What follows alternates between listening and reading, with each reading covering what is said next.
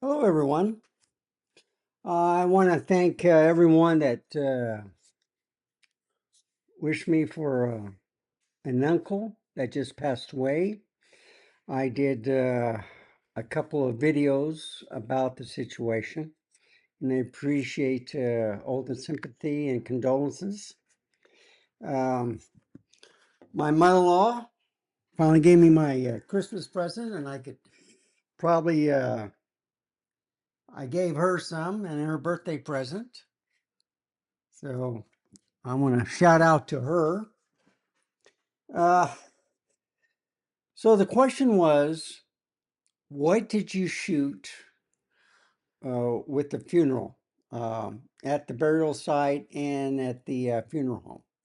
Well, my favorite lenses that I always take with me is the Viltrox 20 millimeter, like for vlogging and stuff. It's perfect, and then it's wide field of view.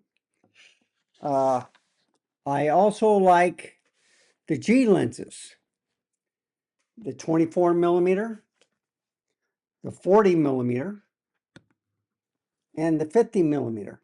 So the 40 and the 50 are 2.5 and the 24 is a 2.8. But sometimes it's too wide for some people for taking pictures. So I just want to make sure I put it in the right spot. Yep, that's 50G. So the other ones I like are the 35 millimeter f2, like the 40 millimeter no, let me say that. It's a 2.8, I'm sorry. 35 2.8, just like the 40 millimeter 2.5. So I usually go to a 40 millimeter, but if I want a wider field of view, 35 is perfect. The only other one that I like taking besides the 50 millimeter f1.8 is the Zeiss 55 millimeter 1.8.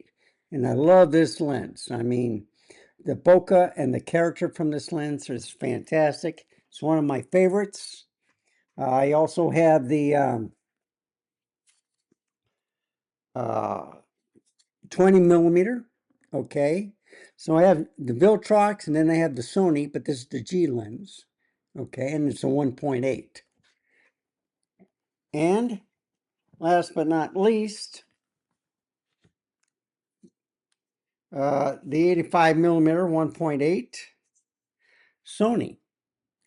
Now, I do have a Zeiss 85 millimeter 1.8, but that's in another camera bag. But what I carry with me is fast focusing. I usually use it on the Sony A7C-R, all in one bag, okay? And then I can carry the A7V with me, right, with the Viltrox 20 millimeter, and another one that's going to shock you. So I like the 28 millimeter focus the best. You know, it works with the Leica Q3. So that's a 60 megapixel camera. The A7CR is a 61 megapixel camera.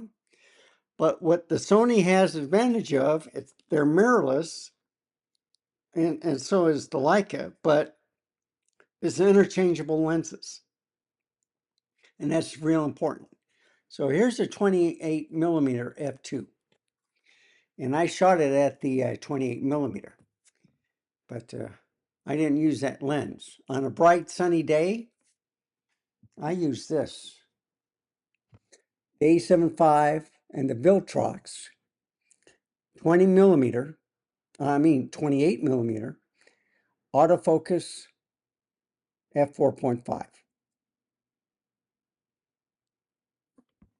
It's unreal. There's no lens cap. You just turn the button and you're ready to go. And also the fact that if I put it on video, I think, yeah, because I can't change the aperture. I can try. Yeah. It won't change. It just stays at 4.5. Okay. Uh, what you'll notice is that it was kind of cloudy. So as the sun peeked through the clouds, whatever, you got bright and adjust. But with a 4.5, you really can't do it. The reason why I used it was the lens doesn't stick out, all right? Small. The camera is still kind of small in a way, not as small as the A7CR, but I never had an overheating problem with the A7V. So that's why I decided on that. Um, it's also a 33 megapixel camera. So what? Less than half of, or a little bit more than half of 61 megapixel, almost half. And still gave me some great images. So I took photographs, I did video. It was real easy to edit, and I was happy with the final product. So that's what I've been using. With Sony, it's great autofocus. The video was fantastic. The stabilization was unreal. I was very impressed with the A7V. And then, of course, I have smarter lenses because this is usually these two cameras, full frame cameras, are my street photography. I also have the A6700, which I use. And then if I want to use a crop, and that's also, I believe, a 33, or no, it's a 26 megapixel camera, just like the A7 IV. But still, that's a great little camera if you just want to get that closer reach. But then you have to worry about how I'll do in the when the light goes down and stuff like that. But still, three awesome cameras. And I use the A6100 and the FX30 in the Studio 64. And that has a ZR for the overhead table, product review table, with the Z 24 to 120 millimeter f4. And that's a great lens. I use the 28 to 135 PZ also on the ZR because the zooming capabilities. I use it on the Z8. So now on the mirrorless, I just have the Z8 and the ZR. Got rid of the Z6 III because I picked up the 70 millimeter version 2 on the S2.8 and or the 70 millimeter to 200, I mean. And then I already had the 24 to 70 version 2 f2.8. They're both S lenses. They don't telescope out. They stay in the barrel without moving. Just the lens and stuff moves on the inside for in focusing. I love it. I don't need a window because, the only thing it shows me is how far, let's say, the subject is. And that's the only thing I'm interested in. And I could care less about that. But I'm always pushing the envelope. I says, well, let's see how this does. And, with an important event like that, you got to remember film cameras looked a lot worse, especially if you missed the focusing and stuff, than what this lens did with this camera.